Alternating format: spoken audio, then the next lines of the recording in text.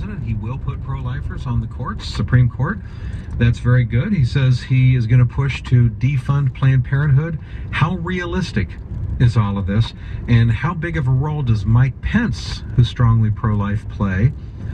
Being vice president, having Donald Trump's ear, and being trusted to take over the transition team. We're going to talk about all this now with Jim Sedlak, Executive Director of American Life League. Joins me now. Jim, thanks for being with us today. Oh, thank you, Bob, for having me on. Thank you. Okay, so far so good. I mean, indications are positive at this point, and Mike Pence, of course, taking over for Chris Christie, heading up the transition team. I think that's a very good sign that Donald Trump is saying, hey, here's a social conservative who's pro-life. He's a darling of the pro-lifers out there. I put him on the ticket, and that's the guy that I'm going to trust to be my filter to bring people to me to finally... So far, I think that that's a positive sign. What are your thoughts going forward about how pro-life Donald Trump is actually going to be? Well, I think Donald has made a switch over the years, and many people have gone from the pro-abortion side, including Bernard Nathanson, the big abortionist. So I think he's serious. The fact that he picked Mike Pence to be his running mate when he could have picked a lot of other people shows that he is serious about pro-life, because that's what Mike is known for. Mike Pence was the first member of Congress ever to introduce an amendment to a funding bill to ask to defund Planned Parenthood by name. Right. That happened in 2007, and before that, it was unheard of that anybody would try to defund Planned Parenthood by name. So he's got a long pedigree in fighting for life. And I think it just is outstanding that Trump is showing increased reliance on Mike, especially with the transition team now. Right. So I'm thinking, yeah, so far so good. You got Mike Pence. You have Donald Trump, which took the unprecedented step of just 7 weeks before a general election, making an abortion a front and center issue by creating his pro-life coalition and naming Marjorie Dannenfelser to head that up. And so these, I think, were all very positive signs, and he's declared that he'll nominate pro-life judges. Okay. What about, though, Jim, the defunding of Planned Parenthood? This seems like such a major thing, and I was telling my audience this the other day, and I could be wrong about this, but I don't know that Donald Trump is going to make this a hill to die on, at least in his first or second year. I have a feeling that this could be one of the things he trades away to the Democrats on some other issues like building a wall and trade deals and whatever, but something that he feels very strongly he wants to get done before he tries to run for re-election in 2020. So I'm thinking he may trade away the defunding of Planned Parenthood for maybe the first or second couple of years in his administration. I could be wrong, but let's say he does. How much damage is that going to do? How are you guys going to be at American Life League if the first fiscal budget comes out, he signs it, and it's still got Planned Parenthood funding in it?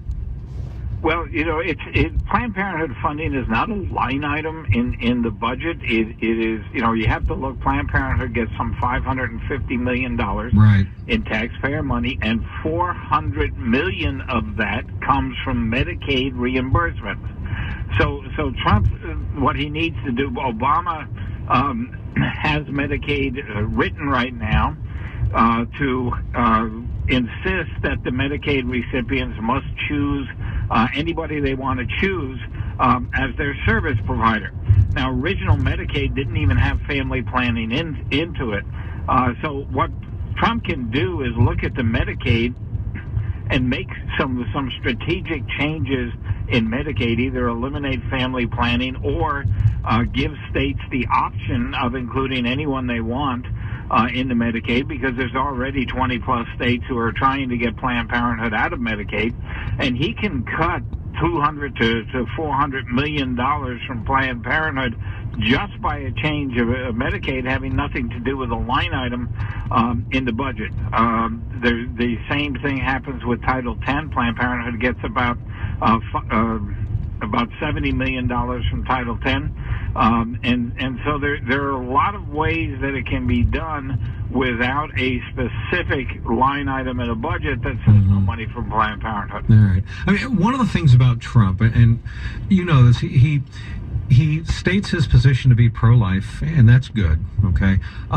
But you know, you can kind of get the sense that it's not really one of his passion issues. It's not something that really drives him in a strong way. And so I do think that he's going to work toward defunding Planned Parenthood, but I don't think it's going to be out of a personal commitment as much as it's going to be he has to honor his pledges that he's made, and he knows it's going to hurt him politically if he doesn't. And there's part of me that says, well, you know, okay, fine, whatever. His heart, that's for God to judge. But either way, it seems like he's going to have to be kind of pragmatic and try to make that happen gradually. I could be wrong. I hope I'm wrong. What I'm curious also, Jim, about is I haven't heard anybody saying anything about the Mexico City policy. And I guess I'm kind of assuming, since presidents have gone back and forth with this, starting with Ronald Reagan, and then, of course, George H.W. Bush kept it in place. Then, as you know, Bill Clinton signed an executive order his first week on doing it, but then George Bush signed an executive order his first week putting it back in place, and then Barack Obama undid it again. There is an expectation, I think, that Donald Trump needs to reestablish Ronald Reagan's Mexico City policy as soon as he gets in office. Have you heard anything from anybody about that even being on the radar screen in his inner circle? Well, I haven't heard it discussed, but I don't think it needs. I mean, it doesn't surprise me because I think, as you indicated, it's going to be an automatic. I don't see... It's symbolically important, though, for pro-lifers to see that he does that. It is. And let me just make a quick comment on your position regarding Planned Parenthood. Sure. Knowing what we've learned of Donald Trump's personality, do you think that Donald Trump would actually try to fund an organization that went after him so vehemently in the election and tried so hard and spent millions and millions and millions of dollars to defeat him, that he would have any hesitation in taking money away from him? No, and that is a fair point, because if anything else, Donald Trump, he is a counterpuncher, and he knows the art of revenge. And so I could see him, if anything else, going after Planned Parenthood just for that. But he'd have his hands full, because I can see the Democrats will treat this as a hill to die on. They will filibuster. They will shut down the government. They will. I mean, this will be a hill for them to die on. So I do think that this would be a major battle. Well, it could be. You know, we have to look. You know, here in Virginia, you know, the whole race for one of the congressional seats was all revolving around support of Planned Parenthood, support of abortion, and the Planned Parenthood candidate lost the race. People are, and this is in Northern Virginia, which is usually one of their strong points. But, you know, people are changing on this, and Planned Parenthood is not the organization it was even 3-4 years ago, with the videos that have come out and with the stand they took. Remember, this is the first presidential race that Planned Parenthood ever endorsed a primary candidate. Right. And so they really went all in on Hillary. I mean, everything on Hillary. And they've got defeated.